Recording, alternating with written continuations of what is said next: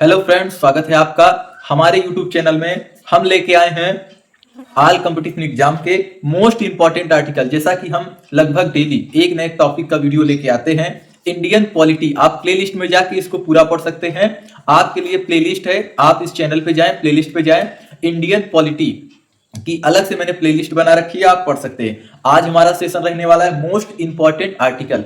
जैसा कि आप सभी लोग जानते हैं कि पॉलिटी, हिस्ट्री, ज्योग्राफी और स्टैटिक जीके के लिए, स्टैटिक जीके को लेकर के हम आपके साथ रोज जुड़ते हैं। और इंग्लिश के लिए इंग्लिश बाय प्रांसी मैम आपको इंग्लिश पढ़ाएंगी। और मैं आपको, ये सभी कंपटीशन एग्जाम के लिए जरूरी है, वो चाहे एसएससी का कोई भी कंपटीशन एग्जाम हो या कोई भी वनडे एग्जामिनेशन हो, जिसके थ्रू आप सफलता पा सकते हैं। सफलता पाना हुआ है अब थोड़ा सा आसान, क्योंकि हम आपके साथ जुड़ चुके हैं। आपको कहीं और जाने की जरूरत नहीं है, वीडियो को पूरा आप देखें।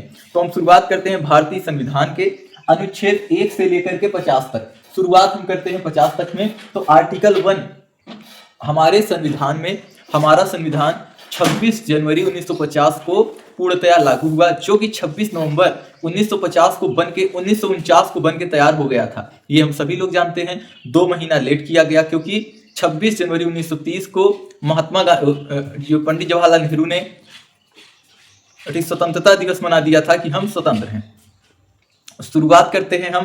तो पहला, इसमें से जो मोस्ट इंपॉर्टेंट रहेगा वही हम बताएंगे, ठीक, जो आपकी परीक्षा के लिए बहुत ही जरूरी है।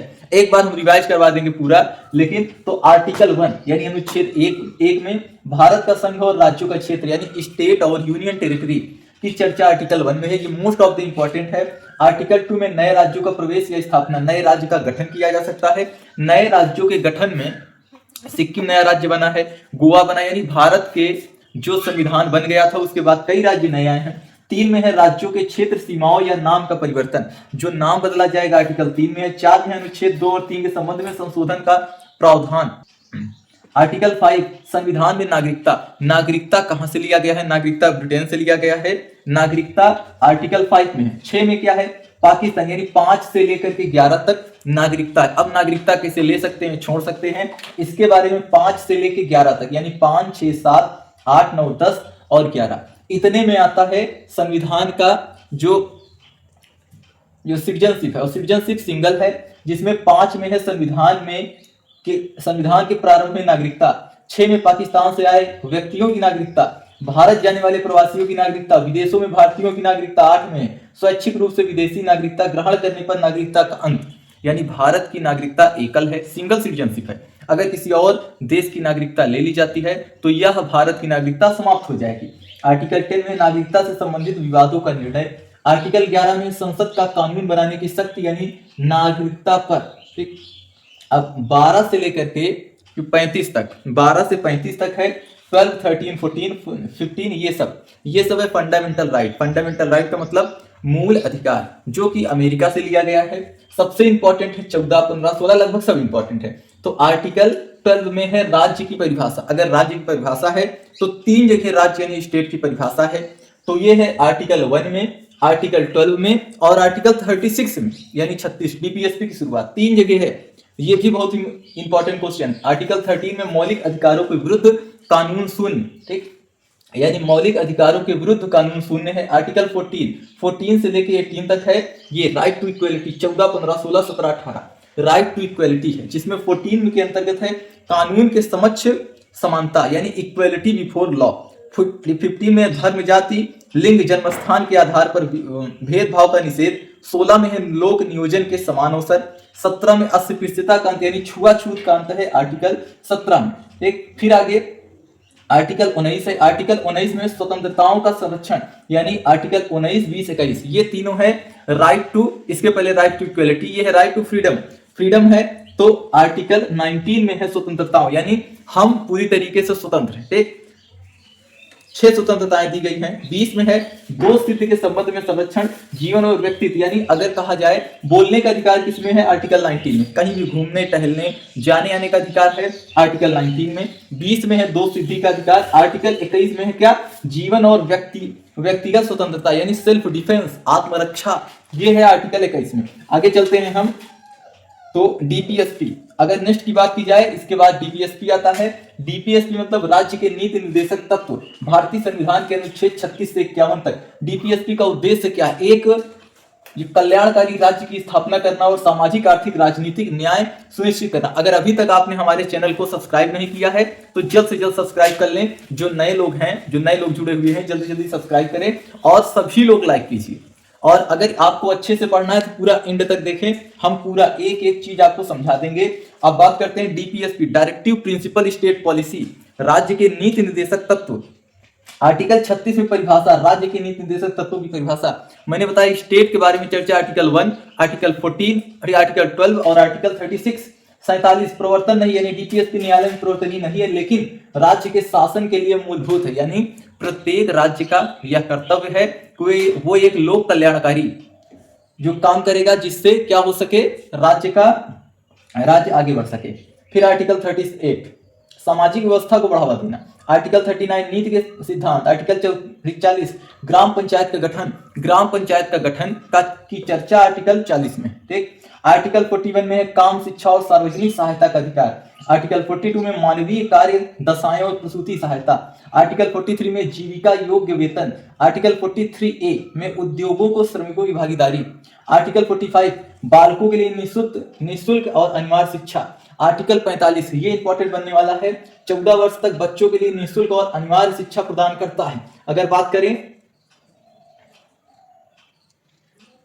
आर्टिकल 46 यानी SC ST व अन्य कमजोर, SC ST और OBC के लिए शैक्षिक आर्थिक हितों में बढ़ावा देना, ये क्या है। और बात करें अगर आर्टिकल 45 का, तो इसमें 86वां संविधान संशोधन के द्वारा ये जोड़ा गया, 14 वर्ष तक के बच्चों के लिए निःशुल्क और अनिवार्य शिक्षा प्रदान करना 86वें संविधान संशोधन में। अनुसूचित जनजाति जाति यानी SC ST OBC ये किसमें है, ये आर्टिकल 46 में। आर्टिकल 47 पोषण स्तर, जीवन स्तर और लोक स्वास्थ्य, पोषण स्तर और जीवन स्तर को ऊंचा उठाना और मद्यपान और मादक द्रव्यों के सेवन पर रोक लगाना। आर्टिकल 48 कृषि एवं पशुपालन है।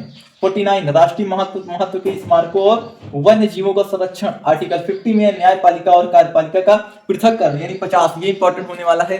न्यायपालिका कार्यपालिका से अलग है, वो एकदम स्वतंत्र है। आर्टिकल 51 अंतर्राष्ट्रीय शांति और सुरक्षा, अंतर्राष्ट्रीय शांति और सुरक्षा को बढ़ावा देना, राष्ट्रों के बीच न्यायपूर्ण और सम्मानपूर्ण संबंध स्थापित करना। ठीक, आगे चलते हैं नेक्स्ट पे। तो नेक्स्ट हमारे सामने होने वाला है, अब आते हैं आर्टिकल 51 से। 51 में राज्य के नीति निर्देशक तत्व था राष्ट्रपति, यानी 52 से लेकर के 63 तक ये है राष्ट्रपति। आर्टिकल 52 भारत के राष्ट्रपति, इसमें लिखा गया भारत में एक राष्ट्रपति होगा। आर्टिकल 53 कार्यपालिका शक्ति का संघ में निहित होगा। आर्टिकल 54 राष्ट्रपति का निर्वाचन, एक एक सभी इंपॉर्टेंट है। आर्टिकल 61 यानी महाभियोग की प्रक्रिया तक सभी पूरा इंपॉर्टेंट ठीक रहने वाला है आपके लिए।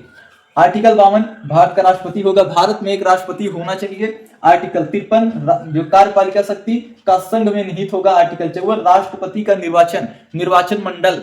फिर 55 में है राष्ट्रपति का निर्वाचन यानी निर्वाचन होगा 54 में और निर्वाचन मंडल है 55 में। 56 में है कार्यकाल, राष्ट्रपति का जनरली कार्यकाल होता है 5 साल। उसके पहले अगर उसकी मृत्यु हो जाती है या वो स्वेच्छा से अगर त्यागपत्र दे देता है तो इसके अलावा तीसरा प्रावधान होता है महाभियोग। महाभियोग की प्रक्रिया आगे हम समझाएंगे, इसको आप देख लीजिएगा हमारे प्लेलिस्ट में जाकर के। आर्टिकल 58 राष्ट्रपति के पद की शर्तें। 59 पद की शर्तों के संबंध में शपथ और प्रतिज्ञा। 59 में ओथ एंड अफर्मेशन। 60 में राष्ट्रपति द्वारा शपथ या प्रक्रिया। 61 में महाभियोग की प्रक्रिया। 72 राष्ट्रपति की क्षमादान यानी क्षमादान करेगा। 73 संघ कार्यपालिका के पृथक्करण। 74 मंत्रिमंडल की सहायता और सलाह। 75 मंत्रियों की नियुक्ति, पद और शर्तें और कार्यकाल। आर्टिकल 76 भारत का महालेखा परीक्षक, ये बहुत इंपॉर्टेंट। आर्टिकल 73 में क्या है, अटॉर्नी जनरल ऑफ इंडिया। 77 ये सब उतना इंपॉर्टेंट नहीं है। 78 है प्रधानमंत्री का कार्यकाल। और 80, 79, 80 और 81 इसको हम याद कर सकते हैं सरला। 79 में है संसद मतलब पार्लियामेंट, 79 में है। 79 में संसद, 80 में है राज्यसभा और 81 में लोकसभा। इसको हम सरला से याद कर सकते हैं संसद, राज्यसभा, लोकसभा। यानी 79 में है संसद, 80 में है राज्यसभा और 81 में है। ये आपके लिए इंपॉर्टेंट होने वाला है, इसके अलावा खास इंपॉर्टेंट नहीं है। हम आगे चलते हैं। अगर एक बात करें तो शपथ या प्रतिज्ञा अगर पूरा देखा जाए तो 99 में। आगे चलते हैं हम। भारतीय संविधान के अनुच्छेद में 101 से लेकर के 143 यानी 100 से लेकर 143 इसमें जो इंपॉर्टेंट रहने वाला है वो हम आपको पढ़ाएंगे, जिसमें ये सब संसद के बारे में चर्चा है। आर्टिकल 108 संयुक्त अधिवेशन ज्वाइंट मीटिंग है। आर्टिकल 108 में ज्वाइंट मीटिंग 3 बार हुई है, एक बार दहेज पर, बैंक पर और कोटा पर। तीनों में अटल बिहारी वाजपेयी शामिल हुए थे। पहले में ऐसे सांसद, दूसरे में ऐसे विदेश मंत्री और तीसरे में प्रधानमंत्री। दहेज, बैंक, कोटा, आर्टिकल 108। फिर बात करें 109 में धन विधेयक की परिभाषा है, यानी मनी बिल जो है धन विधेयक 109 में है। 110 धन विधेयक के संबंध में राज्यसभा में की सिफारिश। ये तीनों इंपॉर्टेंट रहने वाला है, 108, 109 और 110, जो कि लगभग पूछा जाता है लगभग कंपटीशन एग्जाम में। और इसके बाद अगर बात करें तो 119 ये दूसरा है, 120। आगे बात करें 123 आर्टिकल 123 सुप्रीम कोर्ट के न्यायाधीशों की नियुक्ति है 123 में। 124 अन्य न्यायाधीशों की नियुक्ति है। इसके बाद अगर बात करें तो 143 बहुत इंपॉर्टेंट रहने वाला है। 143 राष्ट्रपति द्वारा परामर्श। ठीक, 143 है राष्ट्रपति द्वारा परामर्श, यानी राष्ट्रपति किसी भी जज से यानी न्यायाधीश से सहायता ले सकता है, सलाह ले सकता है। आगे हम बात करें भारतीय संविधान के महत्वपूर्ण अनुच्छेद, पूरा अगर ओवरऑल बात करें तो ओवरऑल में कौन सा इंपॉर्टेंट रहने वाला है। आर्टिकल 1 मैंने बताया, India state Bharat self union of state, यानी स्टेट के बारे में चर्चा है। 2 में नए राज्यों का गठन, 3 में राज्यों का निर्माण और सीमाओं में परिवर्तन, 4 में है पूर्ववर्ती कानून की निरंतरता, यानी 2 और 3 को कैसे क्लासिफाई करेंगे। 5 से लेकर 11 तक में नागरिकता है, 12 से लेकर 35 तक में मौलिक अधिकार है। मौलिक अधिकार में मैंने बताया राज्य की परिभाषा है आर्टिकल 12 में। 13 इसके बाद ये विधि के समस्त समानता आर्टिकल 14। आर्टिकल 15 में है धर्म, जाति, लिंग, जाति के आधार पर भेदभाव का निषेध। ठीक, अगर बात करें इसके आगे चले 51 में मूल कर्तव्य है, ये भाग 5। अगर भाग के बारे में बात करें तो भाग 1, भाग 2 नागरिकता, भाग 3 मौलिक अधिकार, भाग 4 राज्य के नीति निर्देशक तत्व आर्टिकल 36 से 51, 36 से 51। ठीक, 5वें भाग में है मूल कर्तव्य। ठीक, आगे बात करें आर्टिकल 6, 6वें भाग में केंद्र सरकार 52 से 151, पूरा केंद्र सरकार किस तरीके से गठित होगी, क्या होगा, क्या काम होगा, पूरा। आगे बात करें आर्टिकल 6 में 7 में है राज्य सरकार। राज्य सरकार में पता है 152 में राज्यपाल है, 153 में प्रत्येक राज्य के लिए एक राज्यपाल होगा। ठीक, ये पूरा है 152 से 237 तक। आगे बात करें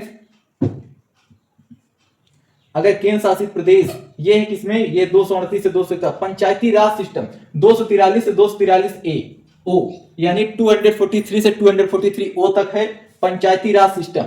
फिर है नगर पालिका, नगर पालिका है किसमें, फिर आगे 243 पी से लेकर के जेड जी तक, ये है नगर पालिका। ये है हमारे लिए ये। इसके आगे बात करते हैं अनुसूचित जाति जनजाति 244, 244 ए संवर्धीय और संक्रमणीय प्रावधान। ठीक, तो ये सभी हमारे लिए बहुत इंपॉर्टेंट है।